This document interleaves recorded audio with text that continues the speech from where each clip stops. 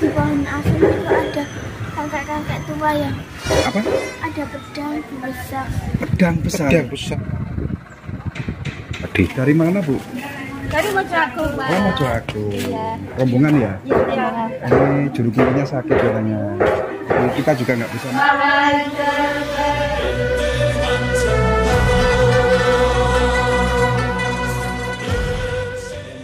warahmatullahi wabarakatuh. Salam terbaik buat semua saudaraku. Kita sudah berada di lokasi makam Ki Buyut Sona. Buyut Sona ini adalah salah satu kerabat dari 9 wali ya. Kita akan menuju ke dalam makam Ki Buyut Sona yang banyak misterinya yang belum terpecahkan. Untuk itu kita masuk ke dalam, kita lihat-lihat makamnya, situasinya kayak apa.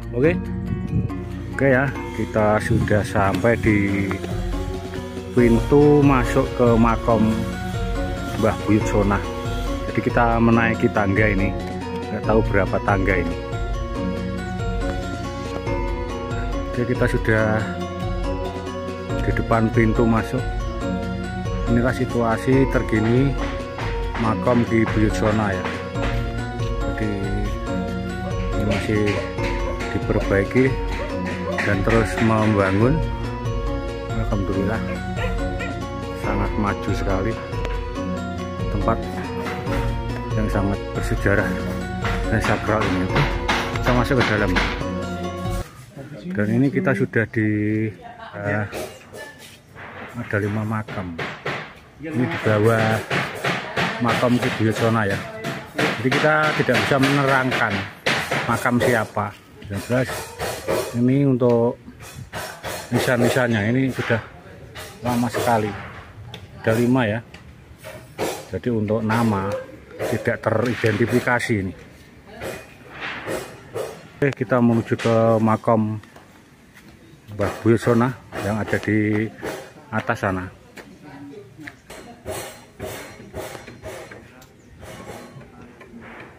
Oke, kita naik.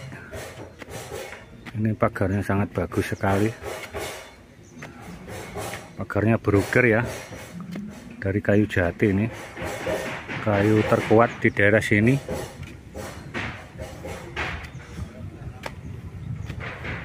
Nyampe ya, kita sudah nyampe di atas.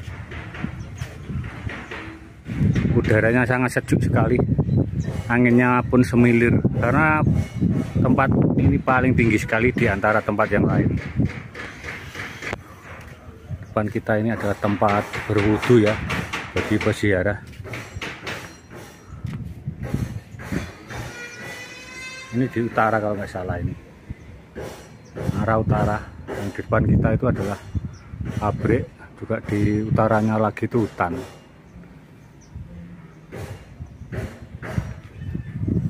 Juga musola yang sangat indah sekali, sangat beraura positif sekali.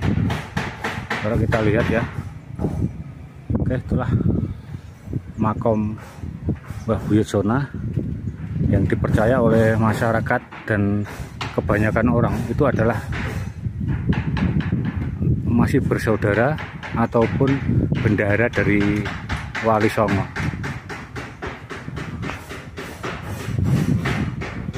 Kita masuk ke dalam ya.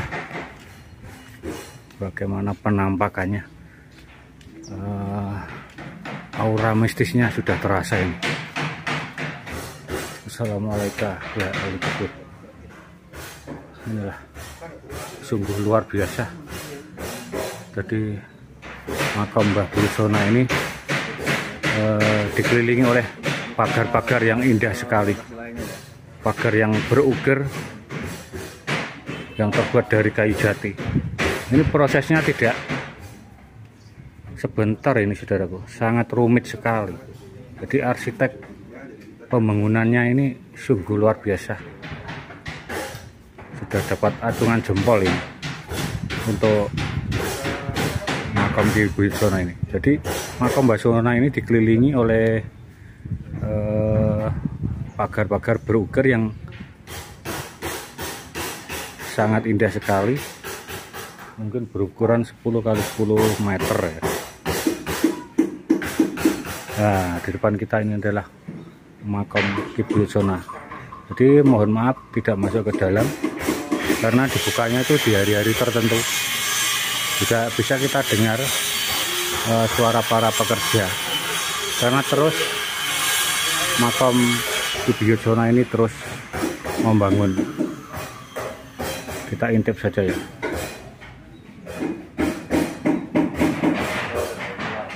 Jadi di dalam sana itu adalah makam Ki Buyut Sona. Jadi ada dua ini. Nah, inilah makam Ki Buyut Sona. Kita tidak bisa masuk ke dalam. Dan untuk yang di sebelahnya ini juga ada. Nah, diperkirakan adalah istrinya. Demikian ya.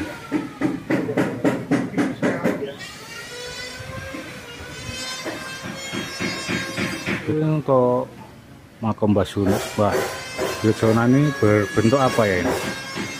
Nah, seperti lingkaran, namun persegi 6. Kita lihat ini juga ada alat-alat upacara. Jadi disediakan oleh penjaga makam atau panitia. Ini adalah buku-buku Yasin Tahlil. Di sebelahnya juga ada alat pewangi ruangan atau dupai.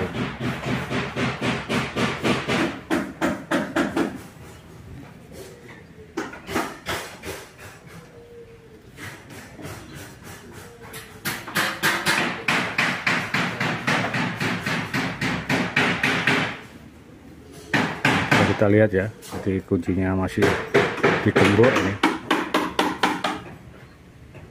Kita nggak bisa masuk karena bukanya ini di hari-hari tertentu saja.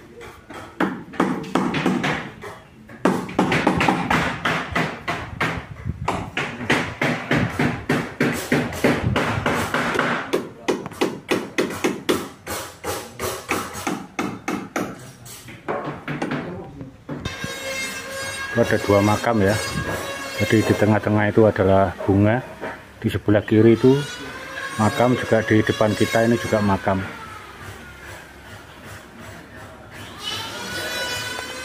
Jadi mohon maaf ya saudaraku, kita hanya bisa mengintip dari luar. Dan untuk makam ini juga terbuat dari kayu jati yang sangat tebal, juga berukuran mungkin 1 meter ini untuk lebarnya, dan panjangnya sendiri ada lebih dari 2 meter. Demikian. Oke, jadi mohon maaf, hanya itu yang bisa saya sampaikan. Oke, jadi tadi kesini itu ditemani sama anak indigo ya. Jadi anak indigo ini adalah seorang anak putri. Sejak kecil si anak indigo ini sudah sering bermain sendiri dan mempunyai kemampuan untuk melihat hal gaib ya. Untuk itu kita temui anak tersebut. Ya, siapa tadi namanya Dek? Lupa Om. Alfia. Dek Alfia ini yang kita temui di Sendang Kabu beberapa hari yang lalu ya, dan kita ajak ke tempat ini membuktikan bahwa di tempat ini memang ada sesuatu yang masih misteri yang perlu kita pecahkan. Dek Alfia ini kan seorang yang mungkin ini anak indigo ya, zaman karena punya kelainan, dia senang bermain sendiri di tempat-tempat angker ya, dan bisa melihat hal-hal yang tidak kita lihat atau hal gaib. Nah, di lokasi ini itu apa yang sampean lihat, Dek? Di pohon asem itu ada kakek-kakek tua yang sedang duduk. Itu jenggotnya gini. Kakek-kakek tua duduk di pohon asem yang jenggotnya segitu. Merinding, Mas. Ya, karena ada cerita bahwa pohon asem ini pohon yang tidak bisa ditebang katanya. Iya, betul. Ya kan? Ya, katanya tidak bisa ditebang berbarengan dengan pengerukan tempat ini yang tidak bisa dihancurkan dengan alat berat kan. Iya, Di Alfia. Selain di situ sampean bisa melihat kakek katanya berjenggot ya. Ada apa lagi yang sampean lihat di lokasi ini, Di Alfia? Ada pedang. Apa? Ada pedang besar. Pedang besar. Sebesar apa, Dek? Sebesar masjid. Sampai di ujungnya masjid itu. Sampai di ujung masjid itu, Mas. sebuah pedang ya atau pusaka ya. Pusaka yang sangat besar ya katanya di Alvia ini. Bisa melihat pusaka yang tingginya sampai ujungnya masjid itu. Nah, ini kita kan nggak bisa melihat ya di Alvia ya, seperti apa yang sampean lihat karena umum ini orang biasa, orang awam dan tidak punya kemampuan atau indera keenam bahkan ya. Ada apa lagi selain itu, Dek? Itu ada kakak yang nungguin yang tidak ada berjenggotnya. Yang tidak berjenggot. Di mana itu, Dek? Di situ.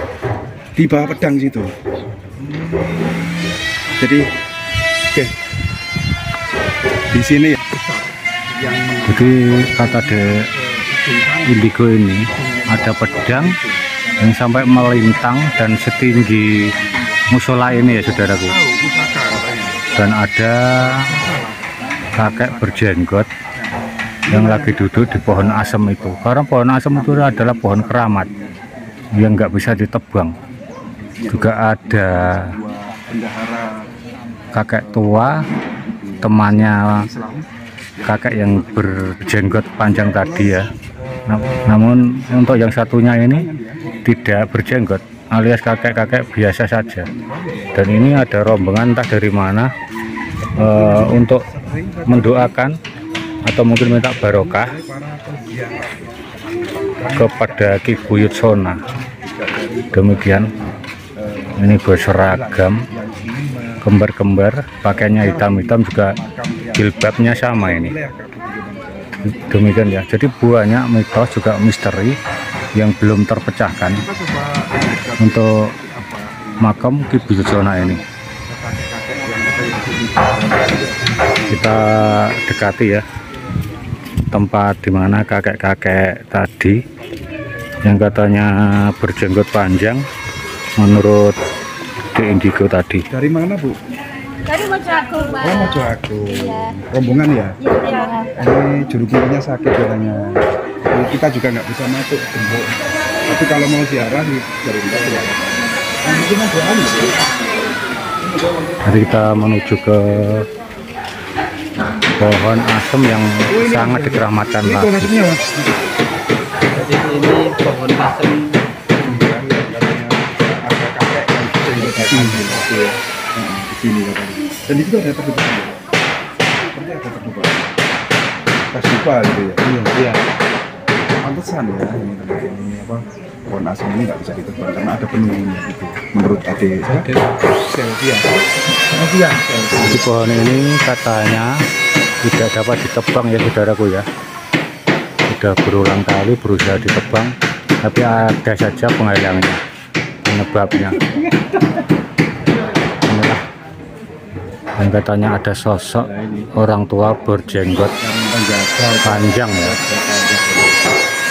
Jadi di sebelah makam Mbah Sona. Jadi untuk hari ini banyak sekali ini pengunjung makam Mbah Sona. Sangat luas sekali, sangat bersih sekali karena masih terawat ya saudaraku ya.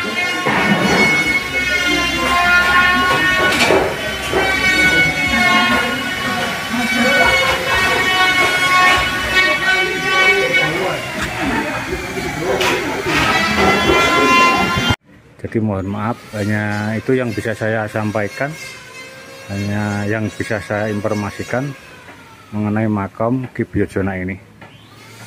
Semoga menginspirasi kita, menambah iman kita